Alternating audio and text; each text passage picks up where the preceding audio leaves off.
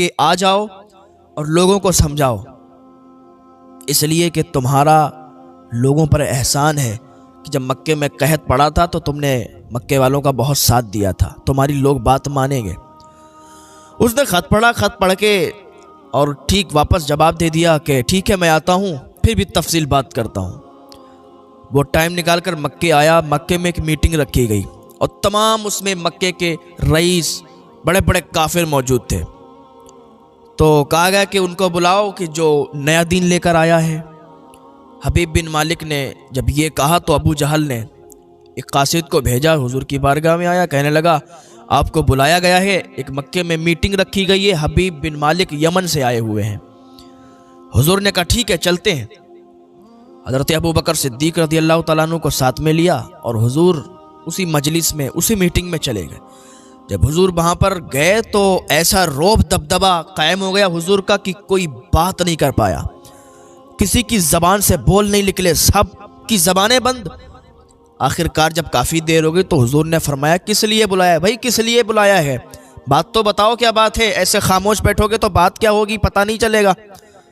तो जब इतनी बात हुजूर ने कही तो हबीब बिन मालिक बोला कि मैंने ये सुना है, मैं तो यमन से सिर्फ ये बात सुनने के लिए आया हूँ और देखने के लिए आया हूँ, मुझे ख़त मिला था अबू जहल का। अबू जहल ने कहा कि मक्के में एक ऐसा व्यक्ति, ऐसा इंसान आया है जो एक नया दीन लेके आया है, जो यहाँ के लोगों को बिगाड़ रहा है, लोग उसके मज़हब में दाखिल होते जा रहे हैं। तो हुजूर ने फरमाया अल्हम्दुलिल्लाह, मैं अल्लाह का रसूल हूँ और यही दीन सच्चा है। जब हबीब बिन मालिक ने ये सुना तो कहा अच्छा आप पैगंबर हैं, आप नबी हैं, आप रसूल हैं? कहा हाँ मैं अल्लाह का रसूल हूँ, अल्लाह का भेजा हुआ रसूल हूँ और यही दीन सच्चा है। तो हबीब बिन मालिक ने कहा मुझे ये बताओ, पहले जो भी पैगंबर आए सबके पास कुछ ना कुछ मौजज़े थे, कोई कुछ मौजज़ा लाया, कोई कुछ मौजज़ा लाया, क्या आप भी कोई मौजज़ा लाए हैं? क्या आपके पास भी कोई मौजज़ा है? हुजूर ने फरमाया क्या देखना चाहता है? कहा सबसे पहला मौजज़ा तो मैं ये देखना चाहता हूँ, सबसे पहली बात ये देखूंगा कि आसमान में आप कुछ करिश्मा करके दिखाओ, आसमान में कुछ करके दिखाओ, आसमान का मौजज़ा देखना चाहता हूँ। और दूसरी बात ये बताओ कि मेरे दिल में क्या है, मैं सोच क्या रहा हूँ। उसने कहा एक तो जादू होता है तो वो ज़मीन पर चलता है, आसमान पर नहीं चलता, ज़मीन की चीज़ों पर चल जाता है, आंखों पर नज़र बंद हो जाती है, लेकिन आसमान पर जादू नहीं चलता, ज़मीन को हिला नहीं सकता जादू के बलबूते पर।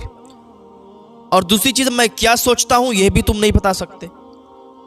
बाकी अगर तुम अल्लाह के नबी हो, पैगंबर हो, रसूल हो तो तुम्हें तो ये मालूम होगा। तो सरकार ने कहा ठीक है। सफ़ा पहाड़ी पर सरकार उसको ले गए और सारे लोग जितने मीटिंग में थे, जितने मजलिस में थे, सारे लोगों को सफ़ा पहाड़ी पर, बड़े बड़े काफिर थे, सफ़ा पहाड़ी पर हुजूर ले गए। हुजूर ने फरमाया अब बताओ मैं क्या करूं? तो हबीब बिन मालिक ने कहा आसमान का मौजज़ा देखना चाहता हूं। हुजूर ने चांद को इशारा किया उंगली से तो चांद दो टुकड़े में तब्दील हो गया, आधा पहाड़ी के उधर चला गया, आधा पहाड़ी के उधर चला गया। जब ये देखा हबीब बिन मालिक ने तो कहा दूसरा मौजज़ा ये बताओ कि मेरे दिल में क्या है?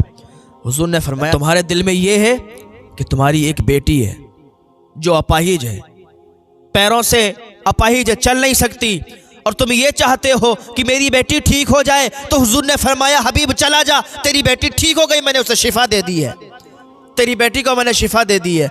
जब इतना हबीब बिन मालिक ने सुना था, अबू जहल ने बुलाया था, अबू जहल का दोस्त था, जब इतना हबीब बिन मालिक ने सुना तो कदमों पे गिर गया कि अशहदु अल्ला इलाहा इल्लल्लाह व अशहदु अन्ना मुहम्मदन अब्दुहु व रसूलुहु। हबीब बिन मालिक कलमा पढ़ के मुसलमान हो गए। जब तक वो मुसलमान नहीं हुए थे, ईमान नहीं लाए थे, तब तक अबू जहल के दोस्त थे, अबू जहल का दोस्त था, लेकिन जब ईमान ले आए तो अब सहाबी बन गए हैं, हाँ हुजूर के दीवाने हो गए हैं। अभी जब मक्के से वापस यमन गए, रात हो चुकी थी, अपने घर पर जब गए तो दरवाज़ा लगा हुआ था, दरवाज़ा खटखटाया तो अंदर से बेटी आके दरवाज़ा खोलती है, और जैसे ही दरवाज़ा खुलता है तो हबीब बिन मालिक कहता बेटी ये क्या हुआ, तू तो अपाहिज थी, तू तो चल नहीं सकती थी, तू ये चल के कैसे आई है? तो बेटी ने कहा अब्बा मैं सोई हुई थी, मेरे ख्वाब में एक नूरानी चेहरे वाले आए और उस नूरानी चेहरे वाले ने कहा बेटी तेरे बाप ने मक्के में कलमा पढ़ लिया है, तू यहाँ कलमा पढ़ के मुसलमान हो जा। मैं सही हो गई, मैं ऐसी हो गई जैसे मैं कभी अपाहिज ही नहीं थी। तो उन्हें हुजूर का इतना प्यार हुआ, इतना इश्क हुआ कि हुजूर के इश्क में, हुजूर के प्यार में खो गए। हाँ, सहाबी रसूल बन गए। तो हुजूर सल्लल्लाहु ताला अलैहि वसल्लम को जो भी देखता था हुजूर का दीवाना हो जाया करता था। मैं कितनी बातें आपको बताऊं, वक्त नहीं है इतना बताने के लिए, टाइम चाहिए बताने के लिए। हुजूर को जो भी देखता था हुजूर का दीवाना हो जाया करता था। हुजूर के नाम पर जान कुर्बान करने का दिल चाहता था। और वैस करनी की भी दास्तान आपने सुनी होगी। ये सब लोग हुजूर पर फिदा थे। जो भी हुजूर को देखता था वो भी हुजूर का दीवाना हो जाता था, जो हुजूर के बारे में सुनता था वो भी हुजूर का दीवाना हो जाया करता था। अल्लाह पाक हमें उसी मुस्तफ़ा के तरीके पर चलने की तौफीक अता फरमाए।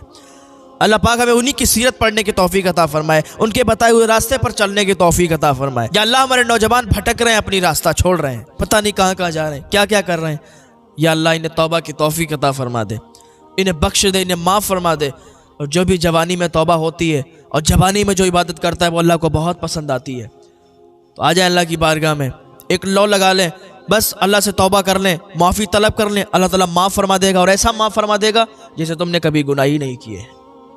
आए तो सही अल्लाह की बारगाह में, हाँ, प्यार करें तो सही अल्लाह से। ये दिल अल्लाह ने अपने लिए बनाया है।